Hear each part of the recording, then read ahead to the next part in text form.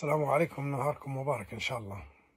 اليوم بنحكي لكم على موقف صار لي في المهجر هنا مقعمزين. أنا مجموعة من المهاجرين ما همش ليبيين الحقيقة، هم عرب قاعمزين في مقهى، لكن بالصدفة جد علينا واحد خش طول الطريق بالسلامة، الباين يعرف حد واحد ولا اثنين من اللي جالسين. ولكن تطوع واحد من اللي قاعدين عرفنا بالراجل اللي داخل هذا، وأيضا بيعرف بينا احنا للراجل.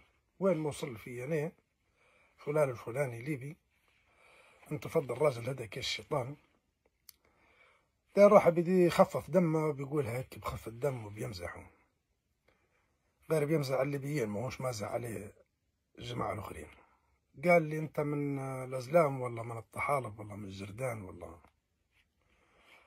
أنا بعد قال لي الكلمة هذه الحقيقة يعني كيف من ضربني بموس في صدري، لكن ما فيش حل، بلاد غربة، ومرات الواحد يتخذ موقف يا ينهي حياته يا يوحله في مشكلة، واحنا ما طالعين من الحبس وما طالعين من المشكلة، لا خليني ونخليك. لكن وجعني الموقف، حكمت في أعصابي وقلت الليبيين اللي الآن أنت تفصل فيهم، لو كانوا يتلاقوا هنا الجردان والطحالب والقرامطة والكرامة والواحد ويسمعوك وتقول هذه الكلمة تحدثها بيناتهم، يلتموا عليك يمضغوك مضغة، والله حتى ضمك ياكلوهن يا. لكن بنقول لك على حاجة، وهم هذا ما عرب، حتى هم جزء منهم متضرر كما متضررين الليبيين. الليبيين لولا إعلامكم ولولا تحريضكم ولولا شماتتكم ولولا حسدكم في الليبيين ما هوش هذا حالهم. الليبيين متريحين، ما عندهمش مشاكل مع بعض. الليبيين عمرهم ما تقاتلوا مع بعض.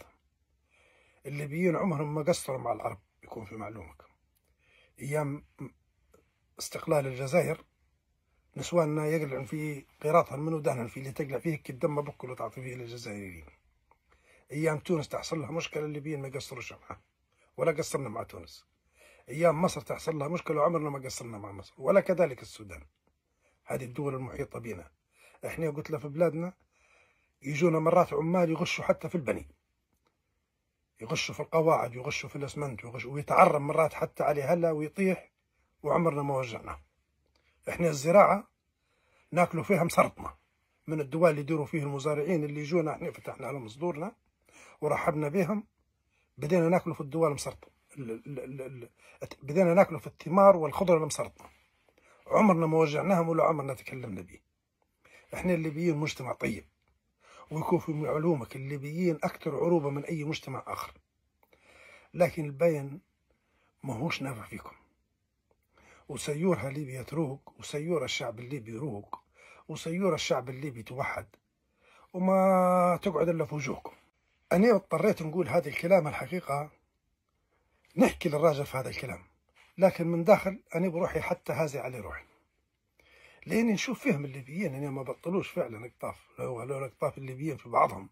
الراجل هذا ما يجيش يقول الكلام هذا، يشوف فينا لتو يقرأ في صفحات الفيس ويسمع في القنوات، يشوف فينا نعزر في بعضنا، يا جلم يا جرد يا طحلب يا قرمطي يا، وخلاص. يعني هم بيقيموا مجتمعنا من خلال ما يشوفوا فيه في وسائل الإعلام، لأن وسائل الإعلام وسيلة من وسائل التعريف بالنفس أو التعريف بالمجتمع.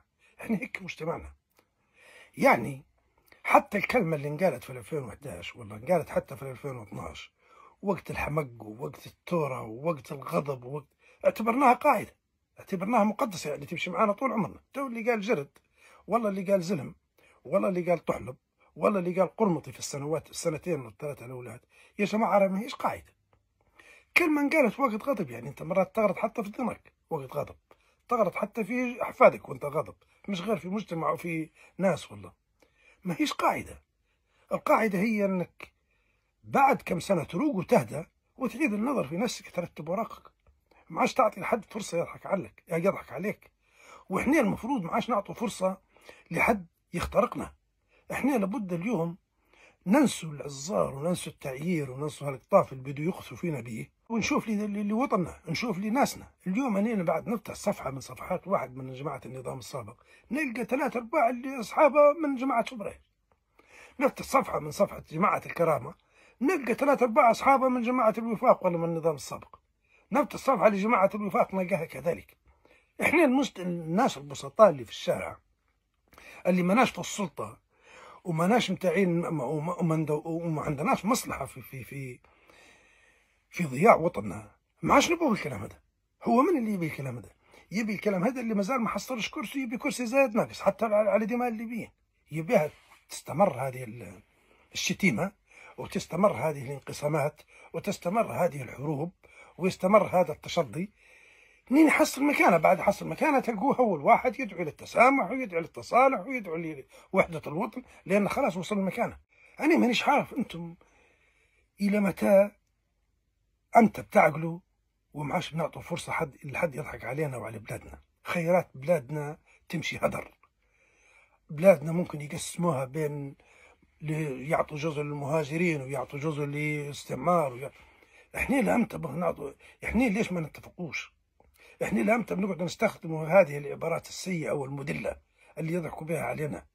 احنا لامتى بنتحملوا اقطاف واحد زي هذا يقامس ميعاد ويقعد يفضق عليك وهو ما يسوى شيء؟ يعني عارف حتى يعني هم مرات حتى بعد يطلعوا نسوانهم في تركيا، هم في تركيا ما يدوش حتى على نسوانهم المشيات، ولكن مع ذلك يعذر فيك، لأن هو فضيحته ما هيش في العلن. احنا الطاف اللي نقولوا فيه هذا على العلن، يسمعوا فيه في القنوات ويسمعوا فيه. تهم ما احنا حتى داخل البرلمان نقولوا ماناش مستعدين وماناش متفقين. أنا نقول له كان يهديكم الله إن شاء الله، يجب أن نديروا إشارة قف ونعيد النظر في هالثمان وهالتسع سنوات اللي مضن، ونحاول نصلحوا من أنفسنا ونعرفوا شنو اللي يخلي بلادنا تتوحد، نعرفوا شو اللي يخلي بلادنا تقوم، نعرفوا شو اللي يخلينا نبنوا دولة، وهو اللي ونمشوا في هذا الخط مع بعضنا. لأن استمرار